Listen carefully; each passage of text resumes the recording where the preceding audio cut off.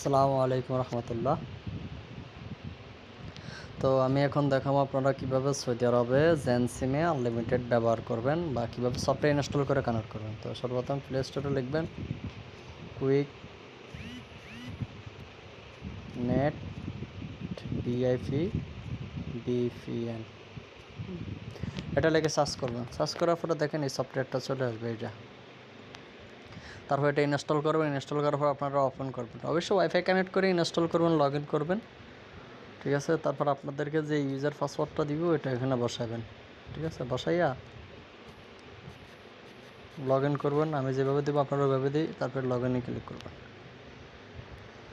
Log ইনে click করার পরে সফটওয়্যারটা আপডেট করে নেবেন। এই যে এখানে ক্লিক করবেন, ওয়াইফাইয়ের মতো এখানে ক্লিক করে এখানে আপডেটে ক্লিক করবেন। তারপর অনলাইনে দিবেন। দেখেন বলতেছে চেকিং আপডেট।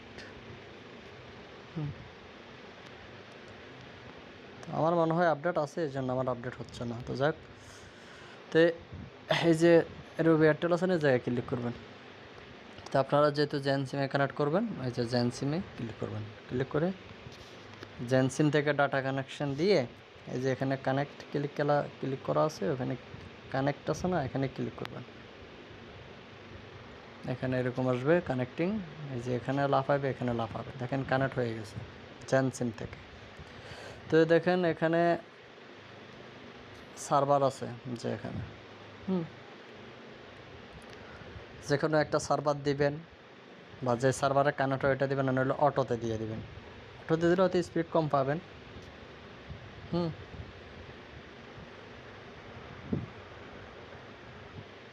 তো দেখেন ভাই, এখানে জেন ফ্রি দিবেন। জেন ফ্রি দিয়া জেন ফ্রি এখানে একটা আছে, জাওয়াই সিমে সেম একে ইয়া।